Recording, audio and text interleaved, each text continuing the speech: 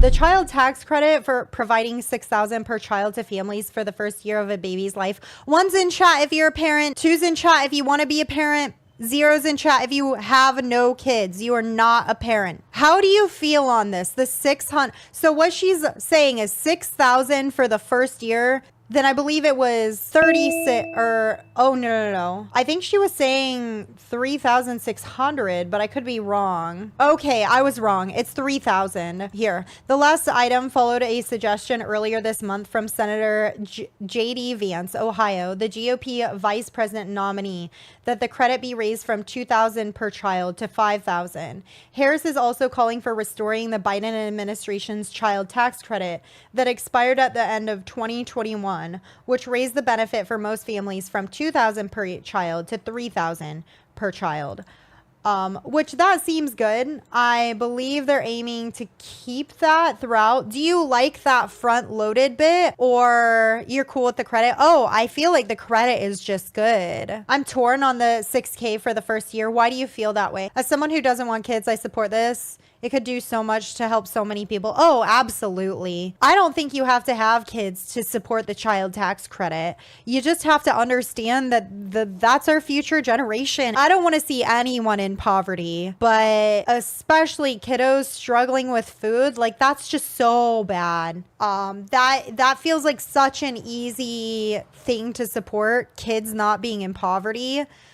I really do think you're just a monster if you don't support that, whether or not you have kids. But maybe that's a little communist of me or something. I don't want our future generations to be malnourished. Oh, how freaking communist of me, right? One person's socialism is someone else's neighborliness, I suppose. From my experience, kids get more expensive the older they get. So while it's nice to pay for baby stuff, it seems like not enough and a push to have more kids versus carrying. That's what I was wondering. I'm like, it's like, oh, you had a new baby. Here's a bunch of money. And then it like drastically, you're going to cut it by half. I think I like Vance's policy on this more. I'm also glad he's making it because in that his is a little more expensive. Because then I'm like, okay, are you really going to complain about the cost of this? Are you really going to do it when you want to do something more? My 17-year-old is significantly cheaper than an infant. Parents, where do you weigh in on this? I'm thinking once you get into school, is the cost of school a lot? But then you've got childcare for the young ones too. So I don't know. I'd have to look at how that typically goes for people. I think there's a lot of variables. When I was 16, 17, my dad was busting his ass so I could have violin lessons. And does that compare to the price of diapers? I don't know. Could go either way. School can be very expensive if the kid is participating in a lot of things. Yeah, I remember my parents being like, oh my God, show choir is so expensive. Daycare cost averages around $20K a year. There's so many factors too. If your 17-year-old plays 2 sports and a couple clubs, plays an instrument. Yeah, exactly. Like, what are we? Violin lessons. I wish I had violence lessons. I tell you what, I'm torn. I have a trainer at the gym and our first session is going to be this Wednesday. Chat, I'm so fucking excited.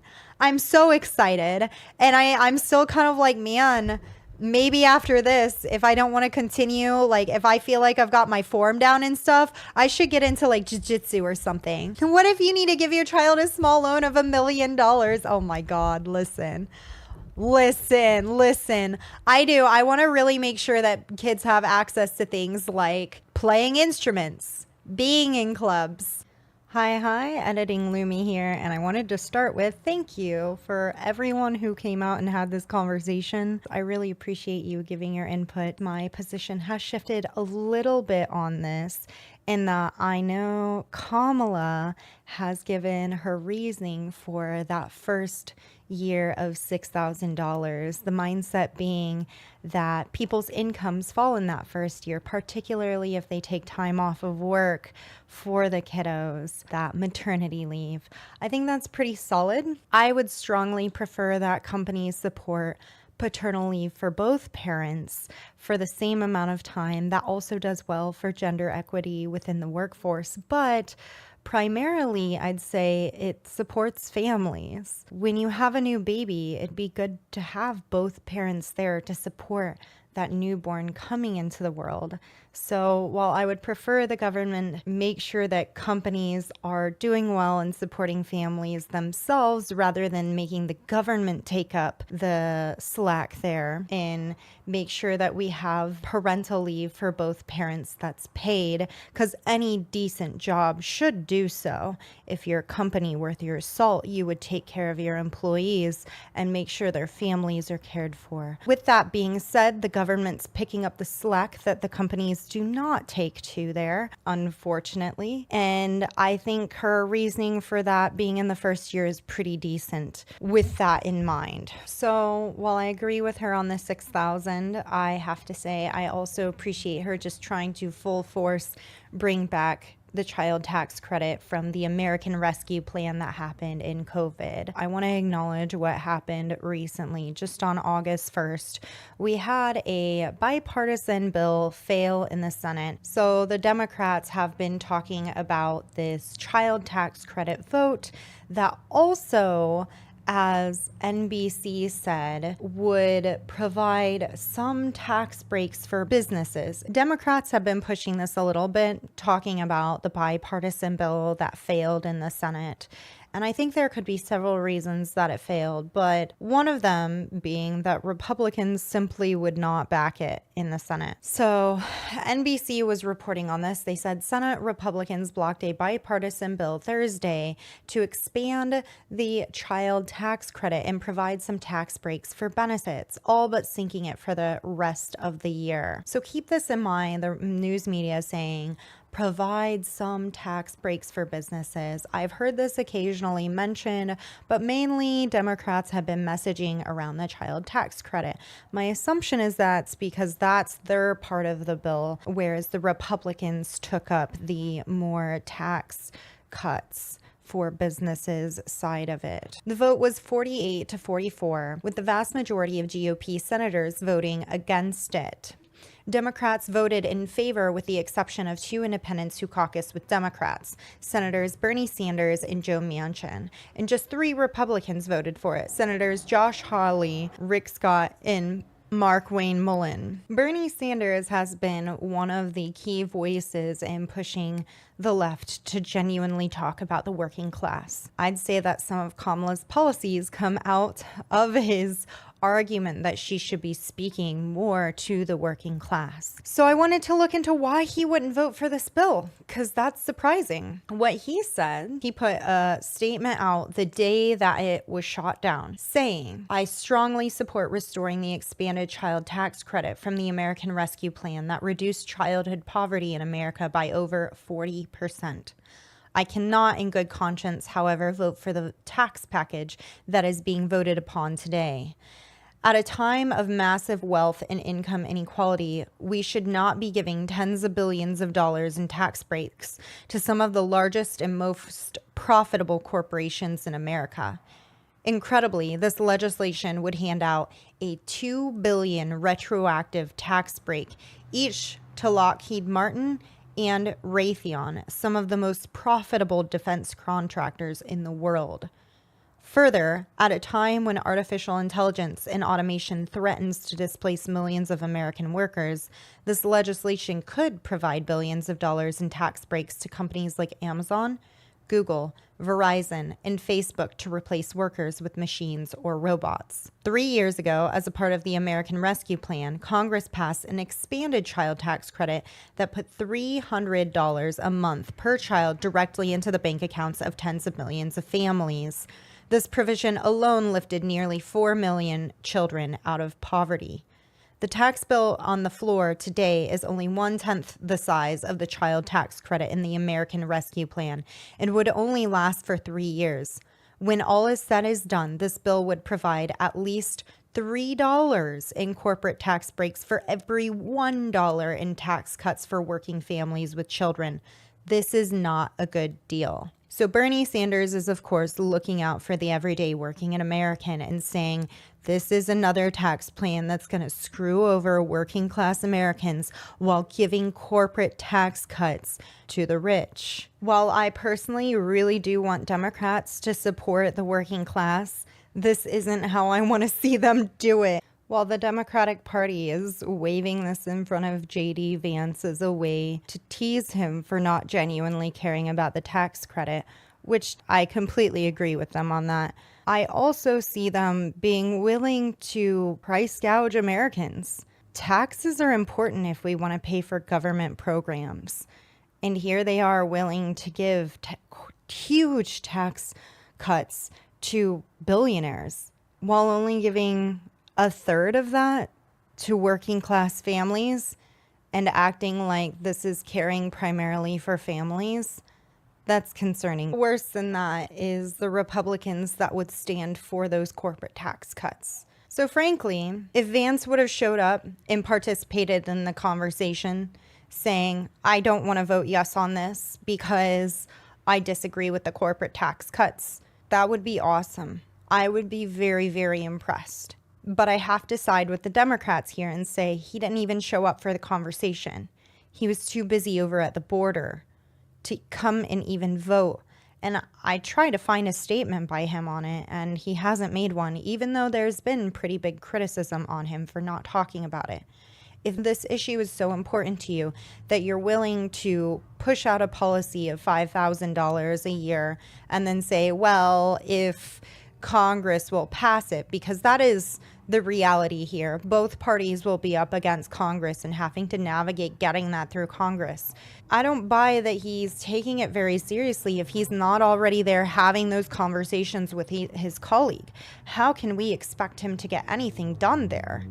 So while I would like to see good tax cuts for families, low-income families, working-class families in particular, I don't think we should mourn the death of this bill too much. I think it's okay, actually. Now, I do have to say that I do like Harris's proposals. I like the $6,000 right up front. I think that's solid for taking care of families that lose income while staying home caring for their children. I do think that we need to make sure that we are implementing some sort of policy to make paternal care a universal necessity for companies. They should be required to give parental leave for parents. I also like that she is just straight up bringing back the American Rescue Plan child tax credits. The $3,600 the first 5 years, $3,000 per year after that. That's just solid. That's really good. She is changing it in that it won't be paid out in checks monthly like we had during COVID. That makes sense to me. That's fine. I have a sneaking suspicion that Vance is not someone who would show up and vote no on this, though. To be fair, I don't know what he would vote. He could go either way on this for a variety of reasons. I doubt he is a Bernie Sanders, though. I doubt he dodged it because he didn't want to vote for the corporate tax cuts and he wanted the better child tax credits for families. I don't think he's close to Bernie Sanders in this sense. I think he's closer to Josh Hawley, who did vote for it for the child tax credits, like Vance might have, saying he cares so much about child tax credits. And I tried to see Hawley's statement on voting yes for this. What I did find is Josh Hawley's own introduction of a parent tax credit, which went beyond either Vance's or Kamala's. He was recommending $6,000 per child. However, with a catch, that's for single parents. If you're married, you get a 100% bonus on that. And he writes it directly in his proposal. This creates an explicit marriage bonus of 100%. So he is explicitly, and he says it himself, explicitly giving a bonus to people who are married because they are married. A double bonus, literally just for being married. And this is going to be based on ideas of the traditional family, which is the same idea JD Vance has. He wants this traditional family. He has said things like, even in these maybe violent marriages, people should stick it out for the sake of the children. So you see, whether it be with JD Vance pushing people into having children or wanting to push people into having children and incentivizing them by saying they should get more votes for each kid they have. Or you have someone like Josh Hawley saying that just because you're married, you should get more money for having kids. This is what you get. You don't get genuine support of the working class, genuine support of families. You get conditional support based on you living out relationships how they want you to. But again, we can't see how Vance would have voted because he simply did not show up for the conversation. And if you're not willing to show up to do the work, I don't know that you really care about it. So stop trying to make it a part of your platform. It's truly embarrassing that the one thing that you went viral for, the childless cat lady's comment, you couldn't even turn around and do something good with. Kamala beat you to it. Kamala's gonna do better on this one. And the thing is, she's going to do that with the support of her party. Now, I don't know if they're going to get this passed. I'm skeptical that they'd manage, but if someone was going to do it, it's going to be a Democrat. The Republicans would not back Vance on this unless he was giving even worse tax cuts to the rich, because clearly that's what the Republicans in Senate care about. And that is not what the American people need.